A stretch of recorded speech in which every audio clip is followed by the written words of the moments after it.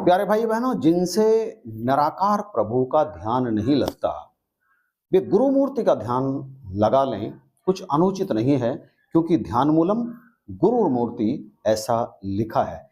परंतु वस्तुतः है ध्यान तो निराकार प्रभु का ही करना चाहिए। परंतु निराकार प्रभु का ध्यान करने के बारे में एक बहुत ही शानदार कमेंट मुझे प्राप्त हुआ और मैं उस कमेंट को यहाँ पर रखता हूँ। उन्होंने बिल्कुल स्पष्ट लिखा, निराकार का ध्यान नहीं किया जाता, निराकार को तो देखा जाता है। ध्यान किया जाता है दूर स्थित किसी वस्तु, किसी व्यक्ति या किसी पदार्थ का, कि अब वो दूर है और हम अब अपने ध्यान में आंख बंद करके अपने ध्यान में उसे लेकर के आ जाएं।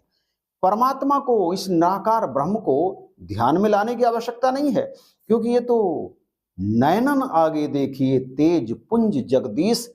यहाँ यारी साहब भी कह रहे हैं कि इसे तो अपनी आंखों के सामने देखिए, बाहर भीतर रम रहा धरी राखो तही शीस। इसे अपने बाहर भी देखिए और अपने अंदर भी देखिए, बाहर भीतर दोनों अवस्थाओं में इस निराकार प्रभु का ही दीदार कीजिए। बाहर भीतर रम रहा, क्योंकि रमा हुआ है, धरी राखो तही शीस, आठों पहर निरखत रहो। इसे आठों पहर देखते रहो, क्योंकि सन्मुख सदा हसूर, कह यारी घर ही मिले, काहे जाते दूर। आप कमेंट को देखिए, ध्यान निराकार ब्रह्म का ही करना सही है। निराकार को छोड़कर यदि गुरु के शरीर का ध्यान यदि आप करते हैं तो फिर मुक्ति पाना असंभव है, क्योंकि गुरु माध्यम है, मंजिल नहीं। जुड़ना निराकार से है, निराकार को सामने देखकर इसमें खो जाना, एक मेव हो जाना ही ध्यान है। वैसे ध्यान किसी दूर आंख से ओझल वस्तु का किया जाता है। जिसे निराकार का ज्ञान हो जाता है वह निराकार का ध्यान नहीं करता, वह तो निराकार से बात करता है, निराकार का एहसास करता है। और नीचे दी है कबीर साहब के एक शब्द की लाइन, निराकार के सामने आंख न मूंदूं, कान न रूंधूं, काया कष्ट न धारूं, खुले नयन मैं हंस हंस देखूं, सुंदर रूप निहारूं। निराकार का ध्यान करने के लिए कहीं बैठकर ज्यादा जोड़ लगाने की आवश्यकता नहीं है। ज्ञानी महापुरुष हैं जिन्होंने भी ये कमेंट किया है, निराकार में रमे हुए हैं, निराकार को जानते हैं, निराकार से बातें करते हैं, निराकार का एहसास करते हैं। इनके कमेंट से बिल्कुल स्पष्ट होता है। और क्या हम भी ऐसा करते हैं? लेकिन हम करेंगे ऐसा तब जब हमें निराकार का एहसास हो जाएगा। निराकार मेरे रोम रोम में है, अंग के संग है, आगे है, पीछे है, ऊपर है, नीचे है, दाएं है, बाएं है, अंदर है, बाहर है। मेरे रोम रोम में ये निराकार ही है, कण कण में बसा है, जर्रे जर्रे में बसा है और तृण तृण में बसा है। मैं इसे देखूं, इससे बात करूं, और यदि मैं ऐसा करता हूं तो निरंतर ये मेरे ध्यान में ही रहता है। इसीलिए कबीर साहब ने जो लाइन लिखी, मैं आपको सीधे कबीर समग्र की तरफ लेकर के जाता हूं। ये बहुत बड़ी पुस्तक है डॉक्टर योगेश्वर जी की, और इस पुस्तक को देखकर आपको पता चल जाएगा कि मेरे पास कबीर साहब की बहुत सारी वाणियां भी हैं। या मैं कबीर साहब की वाणियां, सब वाणियों में एक ही बात है, सब पुस्तकों में एक ही बात है, यानी कोई छोटी है कोई बड़ी है।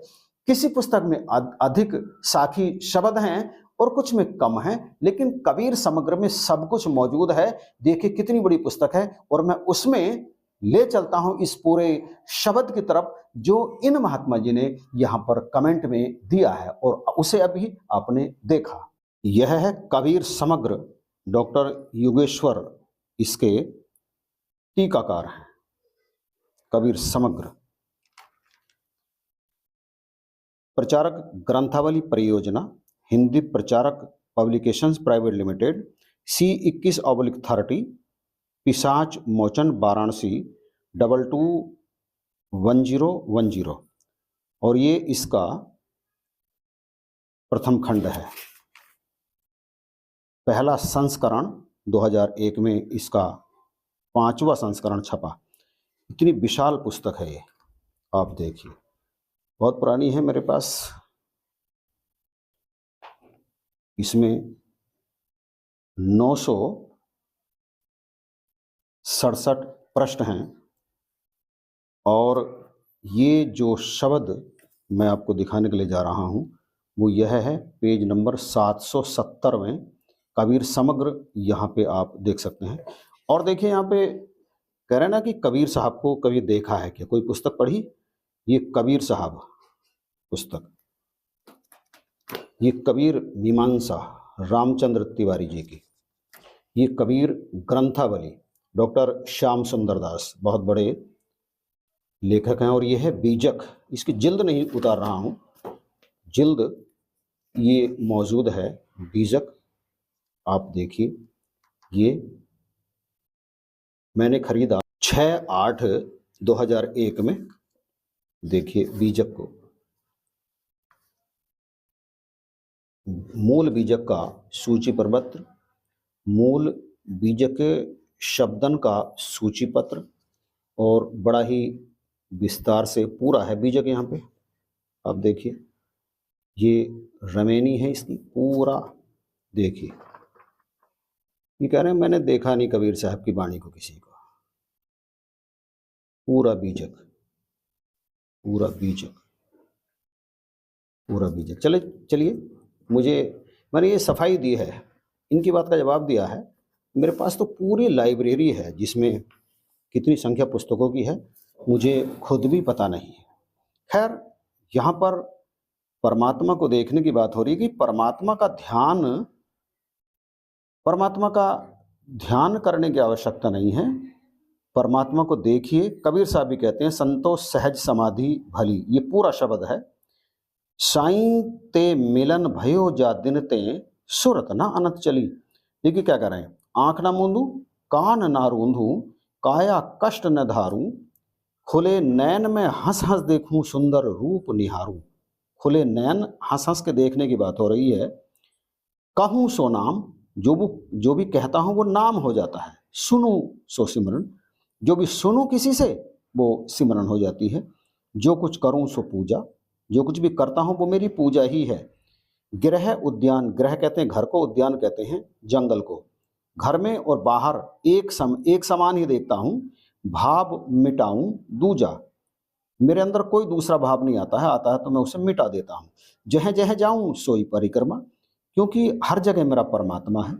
जो कुछ करूं सो सेवा, क्योंकि जहां से उठाता हूं और जहां रखता हूं परमात्मा ही है, निराकार ही है। जब सोऊं तो करूं दंडवत, क्योंकि मेरा सर परमात्मा के चरणों में ही है। पूजूं और न देवा, मैं इनके अतिरिक्त और किसी देवता की पूजा नहीं करता। शब्द निरंतर मनुआ राता, मेरे मन में दिन रात शब्द ही चलता रहता है। मलिन वचन का त्यागी, कोई मलिन वचन मेरे अंदर आ जाता है तो मैं उसको त्याग देता हूं। उठत बैठत कबहू न बिसरे, ऐसी तारी लागी। मेरा ध्यान परमात्मा में ऐसा रहता है कि उठते बैठते कभी भी ये परमात्मा मुझसे दूर होता ही नहीं। और कहे कबीर यह उन्मनी रहनी, सो प्रगट कर गाई। सुख दुख के इक परे परम सुख, तेई में रहा समाई। सुख दुख से परे है, एक परम सुख है वो, मैं तो सदा उसमें ही समाया रहता हूं। और ये जो मेरे अंदर की बात है उन्मनी है, ये मैंने आपके सामने प्रकट कर दी है, आपको सुना दी है। और वैसे भी ध्यान तो किसी दूर वाली वस्तु का ही किया जाता है, जो सामने है, जो हर क्षण है, जो कभी अब्सेंट नहीं होता। ऐसे को तो देखना है, ऐसे को तो ध्यान में लाने की आवश्यकता नहीं है। इससे तो बात करनी है, इसके तो एहसास में अपने जीवन को जीना है कि मेरा जीवन मिला ही इसके एहसास में रहने के लिए है। और जब मैं हर काम करते हुए, उठत बैठत गाते बजाते नहाते धोते सब कुछ करते हुए, जब मैं इसी के एहसास में अपनी सांसों को व्यतीत करता हूं, अपने जीवन को जीता हूं, तो फिर अलग से कुछ करने की आवश्यकता रहती ही नहीं। फिर तो जब अंतिम सांस शरीर से निकलेगी ना, तो वो भी इसी में चली जाएगी। रूह यानी जीवात्मा इस जिस्म से निकलकर निकले ही नहीं, इस जिस्म से जैसे ही इसके साथ जितने भी इसके 9 द्वार हैं, उनमें से जिस द्वार पर भी आएगी ये निराकार ही खड़ा मिलेगा, अंदर भी है शरीर के, वहीं ये इसमें अभेद हो जाएगी। इस तरह से मोक्ष मिल जाएगा, इस तरह से मुक्ति मिल जाएगी, आवागमन के चक्र से छूट जाएंगे और परमात्मा में ही हम विलीन हो जाएंगे। बस इतनी सी कहानी है, इसके अतिरिक्त और कोई कहानी है ही नहीं कि खुद ही को कर बुलंद इतना कि हर तदबीर से पहले खुदा बंदे से खुद पूछे, बता तेरी रजा क्या है। हर समय हर क्षण इसका ध्यान रहे। कोई कारज ऐसा नहीं है जो बन नहीं सकता, बशर्ते मैं अपने आप को इसके चरणों में मिटा दूं, पल पल ध्यान इसका रखूं, पल पल भजो प्रभु का नाम, इसका स्मरण रहे, इसका ध्यान रहे। ये रहा, ये है परमात्मा। मैं जिसका मुलाजिम हूं, मैं जिसका गुलाम हूं, जिसके कारण मैं हूं, उस मैं को ही मिटा करके इसके चरणों में समर्पित कर देना, यही है वास्तविक ध्यान। वीडियो को यहीं पर समाप्त करते हैं। चलिए बताइए वीडियो आपको कैसा लगा। अच्छा लगा है तो कमेंट करके एक बार फिर से बताइएगा। जितने भी भाई बहनों ने जिन्होंने भी इस वीडियो को देखा है, उन सब का वीडियो देखने के लिए बार बार धन्यवाद।